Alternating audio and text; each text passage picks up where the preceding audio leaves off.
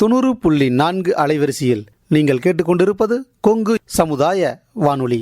இப்பொழுது நாம் கேட்கவிருக்கும் நிகழ்ச்சி அறிவியல் பார்வை. கேட்டு மகிழுங்கள், கேட்டுக்கொண்டே மகிழுங்கள். கொங்கு பண்பலை சமுதாய வானொலி 90.4.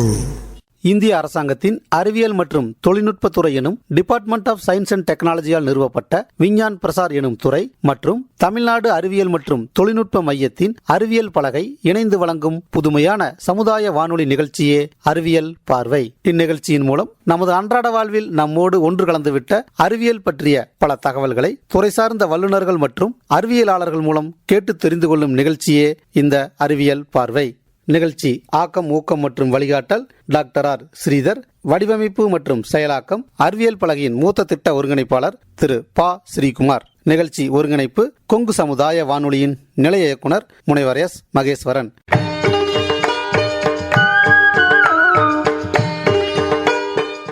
வணக்கம் நேயர்களே, இன்றைய அறிவியல் பார்வை நிகழ்ச்சியில் முதல் பகுதியில் உலகின் பார்வையை இந்தியா பக்கம் திரும்பிய சந்திரயானை பற்றி வாழ்த்துச் செய்தியை தெரிவிக்கிறார் முனைவர் பார்த்திபன் அவர்கள்.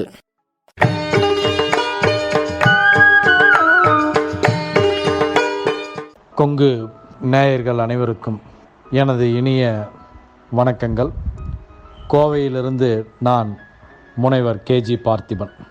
சந்திரயான் 3 வெற்றிகரமாக தனது பணியினை நிலவில் தென் துருவத்திலிருந்து தற்பொழுது ஆரம்பித்துள்ளது. சந்திரயான் 3 விண்கலம் இஸ்ரோனுடைய கூட்டு முயற்சியால் குறிப்பிட்டு சொல்லப்படுமானால் சந்திரயான் 1 திட்ட இயக்குனர் மரியாதைக்குரிய மயில்சாமி அண்ணாதுரை, சந்திரயான் திட்ட இயக்குனர் சந்திரயான் 2 திட்ட இயக்குனர் மரியாதைக்குரிய விஞ்ஞானி வனிதா அவர்கள், சந்திரயான் 3 திட்ட இயக்குனர் விழுப்புரத்தை சார்ந்த வீரமுத்துவேல். 3 சந்திரயான் திட்ட இயக்குநர்களும் தமிழர்கள் என்பதில் நாம் பெருமிதம் கொள்ள வேண்டும். சந்திரயான் 3 தென் துருவத்திலிருந்து, நிலவின் தென் துருவத்திலிருந்து ஆரம்பிக்கப்பட்டிருக்கின்றது. சரியாக மாலை தனது பயணத்தை மெதுவாக கடந்த முறை ஏற்பட்ட தவறுகளிலிருந்து தங்களை மாற்றி வடிவமைக்கப்பட்ட மிக நுட்பமான முறையிலே நமது இஸ்ரோ விஞ்ஞானிகள் தனது படைப்பாற்றலின் மூலமாக கிட்டத்தட்ட 15,000க்கும் மேற்பட்ட உழைப்பினால் விளைந்ததுதான் சந்திரயான் 3. அதில் பொருத்தப்பட்ட செயற்கை நுண்ணறிவு நுட்பத்தினுடன் கூடிய கேமராக்களின் வாயிலாக துல்லியமாக தனது ஒளிக்கற்றைகளை தற்பொழுது பூமிக்கு அனுப்பி வருகின்றது. இதனை தொடர்ச்சியாக பெங்களூரில் உள்ள இஸ்ரோ கட்டுப்பாட்டு அறையானது தொடர்ச்சியாக கண்காணிக்கப்பட்டு வருகின்றது. இந்த திட்டத்திற்கு இஸ்ரோனுடைய தலைவர் மரியாதைக்குரிய சோம்நாத் அவர்கள் தன்னுடைய கருத்துக்களை பதிவிட்டிருந்தார்கள். உலகம் முழுதும் பாராட்டுக்கள் இந்திய விஞ்ஞானிகளுக்கு குவிந்து வருகிறது. நமது பாரத பிரதமர் கூட தனது உரையிலை குறிப்பிட போனால் இந்தியாவிற்கு வானம் எல்லை இல்லை என்று குறிப்பிட்டுள்ளார். இன்றைய காலகட்டத்தில் நிலவை காட்டி சோறூட்டினோம் குழந்தைகளுக்கு, அம்புலி மாமா கதைகளை கூறினோம். இன்று நிலவிலே இந்தியா வெற்றிகரமாக தன்னுடைய வரலாற்று முத்திரையினை படைத்துள்ளது. இந்தியராகிய நாம் அனைவரும் பெருமைப்பட வேண்டியது, காஷ்மீர் முதல் கன்னியாகுமரி வரை இன்று உற்சாகமாக இந்தியர்கள் ஒருமைப்பாட்டுடன் கொண்டாடினார்கள் சந்திரயான் 3 வெற்றி பயணத்திற்காக. இதற்காக உழைத்த இஸ்ரோ விஞ்ஞானிகளை நாம் பாராட்டிட வேண்டும். இதற்காக உதவி புரிந்த இந்திய அரசினை பாராட்டிட வேண்டும். இளைஞர்களே, கட்டாயமாக கலாம் அவர்களுடைய கனவு நிச்சயம் வென்றே தீண்டும். அன்று விக்ரபாய் சாராபாய் ஆரம்பிக்கப்பட்ட 1962 முதல் தொடர்ச்சியான வெற்றியினை இஸ்ரோ புரிந்து வருகிறது. வாழ்த்துவோம் இஸ்ரோ விஞ்ஞானிகளை. வாழ்க பாரதம், வளர்க தாய் திருநாடு. ஜெய்ஹிந்த், வந்தே மாதிரம்.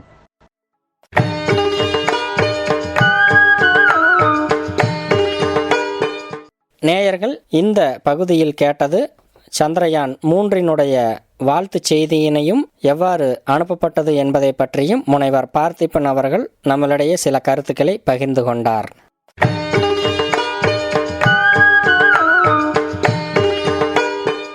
இன்றைய அறிவியல் பார்வை நிகழ்ச்சியில் காந்தி கிராமிய பல்கலைக்கழகத்தின் வேதியியல் துறை பேராசிரியர் திரு பா. காளிமுத்து அவர்கள் வேதியியல் துறை சம்பந்தமாக நம்மளிடையே உரையாற்றுகிறார்.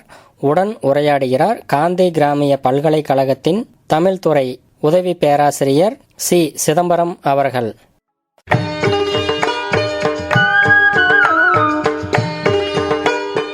வணக்கம் நேயர்களே, நாம் இன்று சிறப்பு நேர்காணலில் காந்தி கிராமிய பல்கலைக்கழக வேதியியல் துறை பேராசிரியர் பா. காளிமுத்து அவர்களை நேர்காணல் காண இருக்கிறோம்.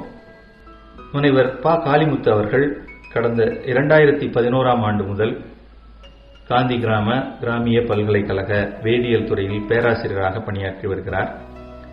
இவருடைய கற்றல், கற்பித்தல் மற்றும் ஆராய்ச்சி அனுபவமாக 13 ஆண்டுகளை எட்டியிருக்கிறது.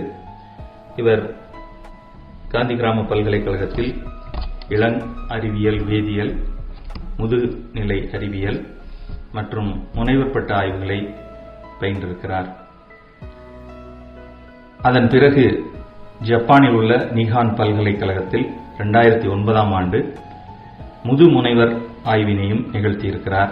2014ஆம் ஆண்டு அமெரிக்காவில் உள்ள வாஷிங்டன் மாநில பல்கலைக்கழகத்திலும் முதுமுனைவர் ஆய்வு செய்திருக்கிறார்.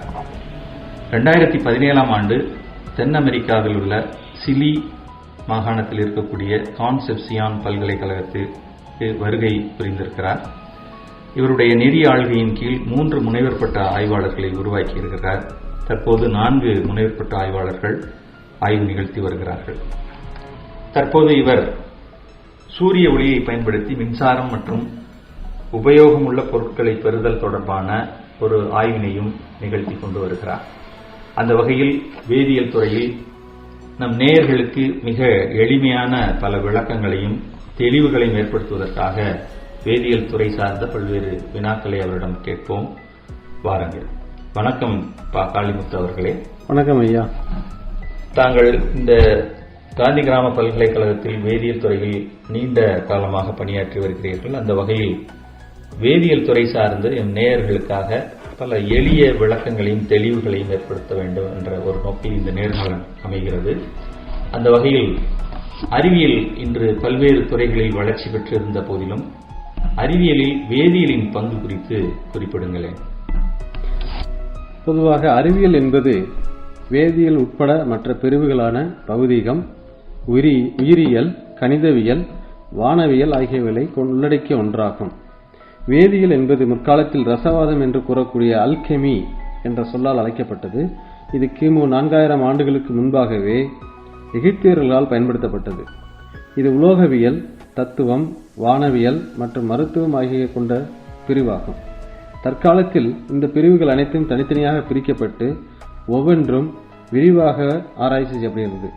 ஒவ்வொரு பிரிவும் அதற்குரிய முக்கியமான ஆராய்ச்சி மற்றும் பயன்பாடுகள் கொண்டுள்ளதால் அவைகள் தனித்தனியாக ஆராய்ச்சி செய்யப்படுகின்றது.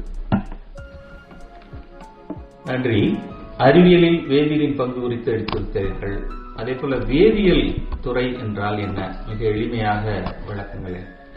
வேதியியல் என்பது நிறையுள்ள பருப்பொருட்களின் கூட்டமைப்பு, அவற்றின் உருவாக்கம், பண்புகள் மற்றும் அவற்றின் பயன்பாடுகள் பற்றி கூறக்கூடிய ஒரு அறிவியல் பிரிவாகும். இதில் இயற்பியல் வேதியியல், கனிம வேதியியல், கரிம வேதியியல், உயிரி வேதியியல் என பல பிரிவுகள் உள்ளன.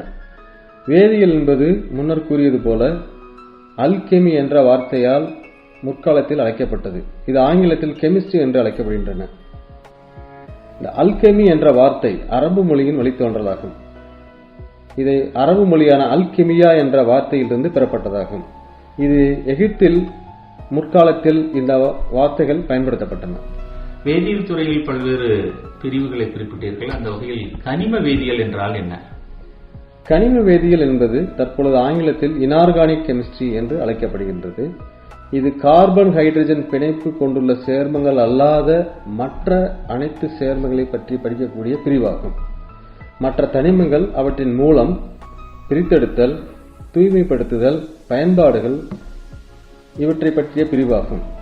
மற்ற சேர்மங்களை உருவாக்குவது பற்றியும் அவற்றின் பண்புகளை பற்றியும் அவற்றின் பயன்பாடுகள் பற்றியும் அறியக்கூடிய ஒரு வேதியியல் பிரிவாக இன்ஆர்கானிக் கெமிஸ்ட்ரி, அதாவது கனிம வேதியியல் இருக்கின்றது.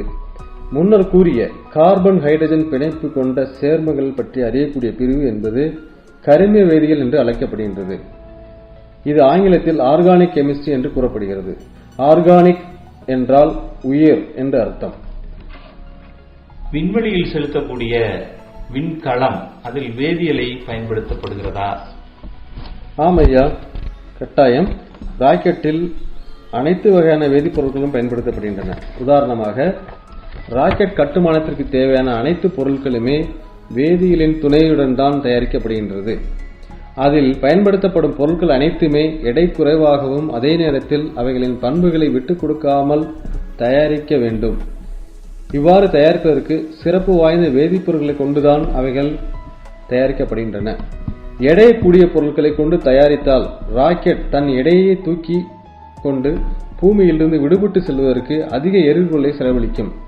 எனவே எடை குறைவான பொருட்களான கார்பன் இழைகளை கொண்டு தயாரிக்கப்படுகின்றன. இதன் மூலம் எவ்வளவு எடை நமக்கு குறைந்துள்ளதோ அவ்வளவு பொருட்களை, அதாவது சேட்டலைட் என்று கூறக்கூடிய துணைக்கோள்களின் எடையை கூட்டி எடுத்து செல்ல முடியும். ராக்கெட்டில் பயன்படுத்தப்படும் எரிபொருட்கள் அனைத்துமே வேதியியல் பொருட்கள் தான்.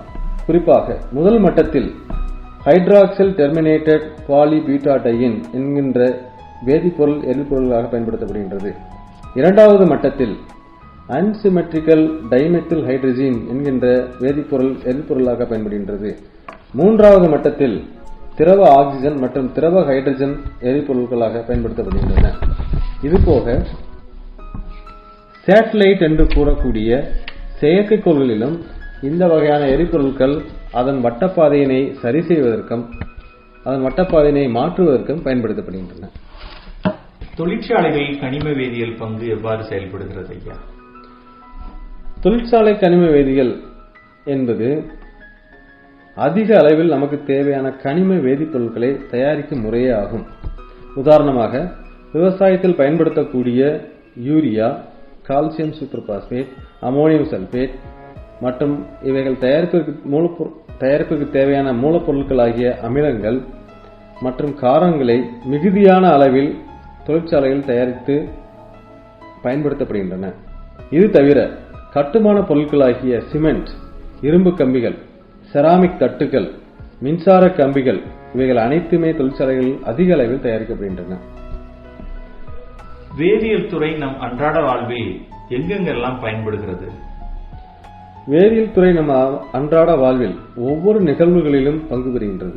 உதாரணமாக, காலையில் தூங்கி எழுந்தவுடன் பல் துலக்க பயன்படுத்தப்படும் பற்பசையிலிருந்து நாம் அருந்தும் தேநீர், காஃபி, அதற்கு பயன்படும் சர்க்கரை, சமைக்க பயன்படுத்தப்படும் உப்பு, ஏன் அதில் பயன்படுத்தப்படும் நீர், அரிசியில் உள்ள கார்போஹைட்ரேட் இவை அனைத்தும் ஒவ்வொரு வகையான வேதிப்பொருட்கள் தான். பள்ளி குழந்தைகள் பயன்படுத்தும் பேனா, பென்சில் இவைகளில் உள்ள மை, கிராஃபைட் ஆகியனவும் வேதிப்பொருட்கள் தான். நாம் பயணிக்கும் வாகனங்களில் பயன்படுத்தப்படும் எரிபொருள், வண்ணப்பூச்சு, இருக்கை, சக்கரங்கள் இவைகள் அனைத்தும் வேதிப்பொருட்கள் தான். நாம் பயன்படுத்தும் பலபடியாக்கல் மூலம் தயாரிக்கப்பட்ட பாலித்தீன் என்ற சேர்மமும் வேதிப்பொருள் தான். நாம் பயன்படுத்தும் மருந்துகளும் வேதிப்பொருள் தான். எனவே வேதிப்பொருள் நமது அன்றாட வாழ்வில் ஒவ்வொரு நிலையிலும் நம்முடனே பயணிக்கின்றது. அப்ப நாம வேதியியல் துறை என்பது நம்மோடு மிக பிணைந்து இருக்கக்கூடிய ஒரு துறையாக இருக்கிறது என்பது உங்கள் பதிலிலிருந்து தெரிகிறது. அடுத்ததாக, விளக்கு கனிம வேதியியல் என்றால் என்ன? வேதியியலில் உள்ள ஒவ்வொரு தனிமமும் தனக்கே உரித்தான பண்புகளை கொண்டுள்ளது. உதாரணமாக, நமக்கு தெரிந்த இரும்பு, அயன், நமக்கு தெரிந்த தங்கம், நமக்கு தெரிந்த காப்பர் இவைகள் அனைத்தும் தனிமங்களே. இவைகளுக்கென்று தனித்தனியான பண்புகள் உள்ளன. இவ்வாறு தனக்கே உரித்தான பண்புகளை கொண்டுள்ள தனிமங்களை ஒரு வரிசைப்படுத்தி அவைகளின் பண்புகளின் மூலம் வரிசைப்படுத்தி அவற்றை ஆய்வு செய்வது விளக்க கனிம வேதியியல் ஆகும். இவற்றை தனிம வரிசை அட்டவணையில் நாம் காண முடியும். தனிமங்களை அவற்றின் வினைத்திறன் மற்றும் பண்புகளை அடிப்படையாக வைத்து S block, P block, D block மற்றும் F பிளாக் என்று வகைப்படுத்தப்பட்டிருக்கின்றன. இவ்வாறு வகைப்படுத்தப்பட்டமையானது அதனை பயன்படுத்துவோருக்கு எளிதாகவும் புரியும் வண்ணமும் அமைந்துள்ளது. சேர்மங்கள் என்று அழைக்கப்படுகின்றனவே, அப்படி சேர்மங்கள் என்றால் என்ன? தனித்தனியாக உள்ள தனிமங்கள் குறிப்பிட்ட விதிகளுக்கு உட்பட்டு, அதாவது இணைதலின் விதிக்கு உட்பட்டு வேதி வினைகளின் மூலம் ஒன்றுடன் ஒன்று இணைந்து உருவாகும் புது வகையான கூட்டுப் பொருளை சேர்மங்கள் என்று அழைக்கப்படுகின்றன. உதாரணமாக நாம் பயன்படுத்தும் சோடா, அதாவது சோடியம் கார்பனேட், இவற்றில் உள்ள சோடியம் அயனிகள் நேர் மின்னூட்டம் பெற்றது, கார்பனேட் அயனிகள் எதிர் மின்னூட்டம் பெற்றது. இவைகள் இரண்டும் வேறு வேறு மூலங்களிலிருந்து வந்து அவைகள் ஒன்றுடன் ஒன்று இணைந்து புதிய சேர்மம் உருவாகின்றன. இவ்வாறு உருவாகும் பொருட்கள் அனைத்தும் சேர்மங்கள் என்று அழைக்கப்படுகின்றன. இரண்டு பொருட்கள் சேர்ந்தாலே அது சேர்மங்கள் என்ற ஒரு விளக்கம். இரண்டு பொருட்கள் என்று கூறிவிட முடியாது ஐயா. இரண்டு குறிப்பிட்ட எதிர் எதிர் மின்னூட்டம் பெற்ற பொருட்கள் ஒன்று சேர வேண்டும். நன்றி ஐயா. உலோக சேர்மங்கள் என்றால் என்ன? பொதுவாக உலோகங்களும் அலோகங்களும் இணைந்து புதிய சேர்மங்களை உருவாக்குகின்றன. ஏனெனில் வேதி வினைகளுக்கு அடிப்படையான எலக்ட்ரான்களை கொடுக்கும் தன்மையுடைய உலோகங்கள் எலக்ட்ரான்களை வாங்கும் தன்மையுடைய அலோகங்களுடன் தான் சேர முடியும். இவ்வாறு ஒரு உலோகத்துடன் வெவ்வேறான அலோக தனிமங்களை சேர்த்து உருவாக்கக்கூடிய புதிய வகை சேர்மங்கள் உலோக சேர்மங்கள் என்று அழைக்கப்படுகின்றன. உதாரணமாக நிக்கல் சல்பேட். இதில் நிக்கல் என்பது உலோகமாகும், சல்பேட் என்பது அலோக தொகுதியாகும். மற்றொரு உதாரணம் அயன் ஆக்சைடு.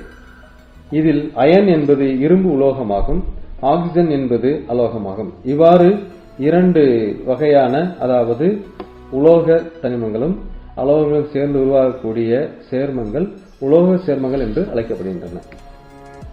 கோட்பாட்டு கனிம வேதியியல் என்றால் என்ன? 1913ஆம் ஆண்டு காலகட்டத்தில் அறிவியல் அறிஞர்களான ரூதர்ஃபோர்ட் மற்றும் போர் இவர்கள் இருவரும் இணைந்து புதிய அணு மாதிரி ஒன்றினை உருவாக்கி அதனை நிரூபித்தனர். அதன் பிறகு அணுவினை பற்றிய கண்ணோட்டம் முற்றிலுமாக மாறியது. இப்புதிய கண்ணோட்டத்தின் விளைவாக தியரிட்டிக்கல் கெமிஸ்ட்ரி என்று கூறக்கூடிய கோட்பாடு வேதியியல் மற்றும் கம்ப்யூட்டேஷனல் கெமிஸ்ட்ரி என்று கூறக்கூடிய கணக்கீட்டு வேதியியல் ஆகியன புதிதாக தோன்றின. இவைகளை பயன்படுத்தி அணு அமைப்பினையும் அவ்வணுக்கள் ஒன்றாக சேரும் பொழுது உருவாகும் பிணைப்புகள் பற்றியும் புதிதாக உருவாகும் சேர்மங்களின் வடிவம் பற்றியும் துல்லியமான தரவுகள் பெறப்பட்டன. இவை அனைத்தும் ஆய்வகத்தில் வேதி வினைகளை நிகழ்த்தாமலே கணக்கீடுகளின் மூலம் மட்டுமே ஊகித்து அறிய முடியும். இதன் மூலம் நாம் ஒரு பொருளை உருவாக்கும் முன்பே அதனை பற்றி கணக்கீடுகள் மூலம் நன்றாக அறிந்து கொள்ளலாம். இதன் விளைவாக நாம் ஒரு பொருட்களை உருவாக்காமலே அல்லது உருவாக்குவதற்கு தேவையான செலவுகளை நாம் ஏற்றுக்கொள்ளாமலே இவற்றை பற்றி ஆராய்ந்து ஒரு குறிப்பிட்ட பண்புடைய கனிமங்களை அல்லது சேர்மங்களை நாம் அறிந்து அவற்றை ஆய்வகத்தில் உருவாக்க முடியும். செயற்கை கனிம வேதியியல் என்று அழைக்கப்படுகிறதே, அதை பற்றி கூறுங்களே. பொதுவாக கனிம வேதிப்பொருட்கள் இயற்கையாகவே உருவாகி நமது பூமியில் உள்ள மண்ணில் கலந்துள்ளது. உதாரணமாக கால்சியம் கார்பனேட். இது இயற்கையில் கிடைக்கும் வெள்ளை கற்கள், சுண்ணாம்புக்கல், கடலில் உள்ள படிவு பாறைகள் மற்றும் மார்பிள் என்றழைக்கப்படும் கற்களில் உள்ளன. இதுபோல ஏராளமான கனிம வேதிப்பொருட்கள் இயற்கையில் கிடைக்கின்றன. ஆனால் நாம் பயன்படுத்தும் வேறு சில கனிம வேதிப்பொருட்கள் இயற்கையில் கிடைப்பதில்லை. குறிப்பாக வேதி வினைகளில் பயன்படுத்தும் வினையூக்கிகள், உதாரணமாக பெல்லேடியம் சேர்மங்கள் போன்றவற்றை நாம் ஆய்வகங்களில் செயற்கையாக வேதி வினைகளின் மூலம் தயாரித்து வினையூக்கியாக மருந்து தயாரிக்கும் முறைகளில் பயன்படுத்தப்படுகின்றன. மற்றும் இது மாதிரியான மற்ற சேர்மங்கள் நாம் அன்றாட வாழ்வில் பயன்படுத்தக்கூடிய சேர்மங்கள், குறிப்பாக பாலிமர் என்று கூறக்கூடிய பலபடியாக்கல் வேதிப்பொருட்கள், இவைகள் அனைத்தும் இயற்கையில் கிடைப்பதில்லை.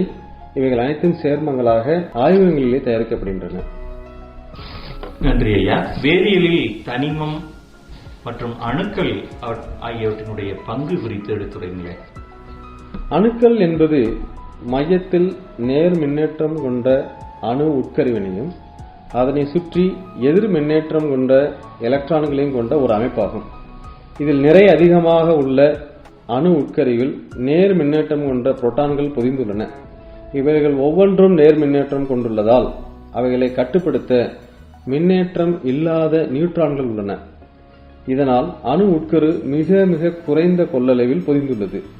ஆனால் எலக்ட்ரான்கள் நிறை குறைவாக உள்ள காரணத்தினாலும் எதிர் மின்னேற்றம் கொண்ட காரணத்தினாலும் அணு உட்கருவினை சுற்றி வருகின்றன. இவைகள் இரண்டும் ஒரே எண்ணிக்கையில் உள்ளன. அதாவது ஒரு அணுவில் உள்ள எலக்ட்ரான்களும் புரோட்டான்களின் எண்ணிக்கையும் சமமாக உள்ளன. இவ்வாறு வெவ்வேறு எண்ணிக்கையிலான புரோட்டான்கள் உடைய அணுக்கள் வெவ்வேறு அணுக்கள் என்று அறியப்படுகின்றது. எலக்ட்ரான்களும் புரோட்டான்களும் ஒரு அணுவில் சம எண்ணிக்கையில் உள்ள பொழுது இரண்டு வகையான நேர் மற்றும் எதிர் மின்னூட்டங்கள் ஒன்றை ஒன்று சமப்படுத்தி நடுநிலையான பூஜ்ய நிலை மின்னூட்டத்திற்கு வருகின்றன. இவ்வகையான அணுக்கள் தனிமங்கள் என்று அழைக்கப்படுகின்றன. தனிமம் எத்தனை வகைப்படும் ஐயா? தனிமங்களை உலோகங்கள், அலோகங்கள், உலோகப் போலிகள் மற்றும் மந்த வாயுக்கள் என்று பிரிக்கப்பட்டுள்ளன. இதுவரை 118 தனிமங்கள் கண்டுபிடிக்கப்பட்டுள்ளன. இவற்றில் உலோகங்கள், கார உலோகங்கள், கார மண் உலோகங்கள், இடைநிலை உலோகங்கள் மற்றும் உள் இடைநிலை உலோகங்கள் என்று அழைக்கப்படுகின்றன. இவற்றில் சிறப்பானவையாக உள்ள உள் இடைநிலை உலோகங்கள் கதிர்வீச்சு தன்மையுடையதாக உள்ளது. மூலக்கூறுகள் என்று அழைக்கக்கூடியது வேதியியல் துறையில் மிக அடிப்படையான ஒன்று. அப்படி மூலக்கூறு என்றால் என்ன? ஒன்றுக்கு மேற்பட்ட தனிமங்கள் வேதியியல் விதிகளுக்கு உட்பட்டு அணு பிணைப்பின் மூலம் ஒன்றிணைந்து உருவாகும் பொருளே மூலக்கூறு எனப்படும். உதாரணமாக நீர், கார்போஹைட்ரேட், கார்பன் டை ஆக்சைடு, புரதம் போன்றவைகள் மூலக்கூறுகள் என்று அழைக்கப்படுகின்றன. நீரில் உள்ள H2O என்று இவற்றில் ஹைட்ரஜன் மற்றும் ஆக்சிஜன் தனிமங்கள் இணைந்து உருவாகியுள்ளன. ஆக்சிஜனின் இணைதிறன் 2, ஹைட்ரஜனின் இணைதிறன் 1. எனவே 2 ஹைட்ரஜன் அணுக்கள் ஒரு ஆக்சிஜனுடன் இணைந்துள்ளது. இவ்வாறு ஒவ்வொரு தனிமத்திற்கும் உள்ள இணைதிறனின்படி ஒன்றிணைந்து வெவ்வேறு தனிமங்கள் ஒன்றிணைந்து உருவாகும் புதிய பொருளே மூலக்கூறுகள் என்று அழைக்கப்படுகின்றன. வேதியியல் துறையில் பல்வேறு விதிகள் பயன்படுத்தப்படுகின்றன அல்லவா? அந்த வேதியியல் விதிகள் குறித்து எடுத்துரையுங்கள். வேதி வினைகள் சில விதிகளுக்கு உட்பட்டே நடக்கின்றன. அவைகளை ஆராய்ந்து அவ்விதிகளை வேதியியல் அறிஞர்கள் கண்டுபிடித்துள்ளனர். குறிப்பாக அவகேட்ரோ விதி, லீ சாட்லியர் விதி, சார்லஸ் விதி, திணிவு காப்பு விதி என்று பல விதிகள் உள்ளன.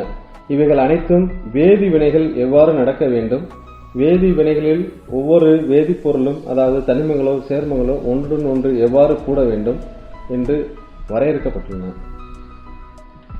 இயற்பியல் வேதியியல் என்று அழைக்கப்படுவது என்ன?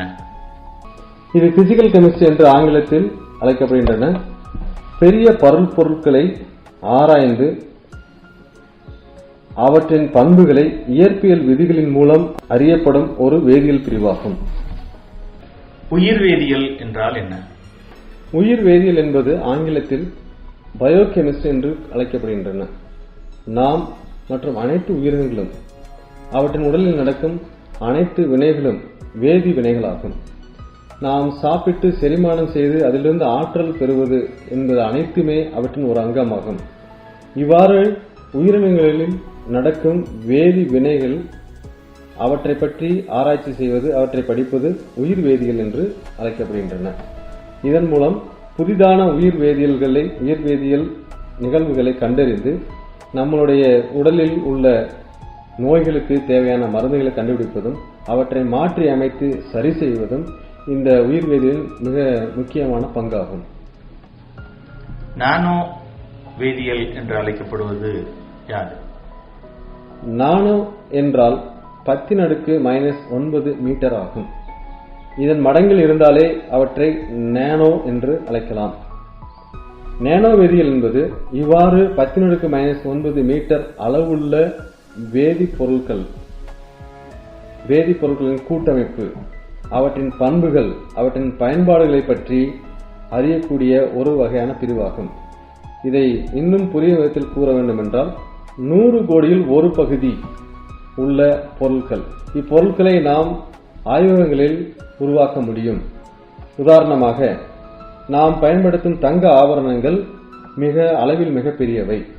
இவற்றின் நிறம் கோல்டன் எல்லோ என்று கூறக்கூடிய மஞ்சள் நிறத்தில் இருக்கும். அதே தங்கத்தினை 100 கோடியில் ஒரு பகுதியாக குறைத்து, அதாவது ஒடுக்கி அவற்றை பார்ப்போமானால் அவற்றின் வெளிப்புற தோற்றம், அவற்றின் நிறம் ஆகியவைகள் மாறிவிடும். நிறம் என்பது ஆரஞ்சு கலரிலும் அல்லது கத்தரிப்பு கலரிலும் அவற்றின் அளவிற்கு ஏற்ப மாறும். அவற்றின் பண்பானது அதனை உள்ள சுற்றளவு மாறுவதால், நீ ஒரு மிகப்பெரிய பொருளை சிறிய பொருளாக மாற்றும் பொழுது அவற்றின் சுற்றளவு அதிகரிக்கும். எனவே சுற்றளவு அதிகரிக்கும் போது அவற்றின் பண்புகளும் அதிகரித்துவிடும். இதன் மூலம் நாம் வேதிப்பொருட்களை வெவ்வேறான பயன்பாடுகளுக்கு அவற்றை பயன்படுத்த முடியும். வேதியியல் துறை சார்ந்த பல்வேறு செய்திகளை மிக அழகாக எடுத்துரைத்தீர்கள் ஐயா. உங்களுக்கு எங்களுடைய நன்றியை தெரிவித்துக் கொள்கிறோம். நேர்களே, இதுவரை நம்மோடு நேர்காணல் நடத்தி கொண்டிருந்தவர் காந்தி கிராமிய பல்கலைக்கழக தமிழ்துறை உதவி பேராசிரியர் சி. சிதம்பரம் அவர்கள். நம்மோடு உரை வழங்கியவர் காந்தி கிராம பல்கலைக்கழக வேதியியல் துறை பேராசிரியர் ப. காளிமுத்து அவர்கள். நன்றி நேர்களே. மீண்டும் ஒரு நிகழ்ச்சியில் சந்திப்போம். வணக்கம்.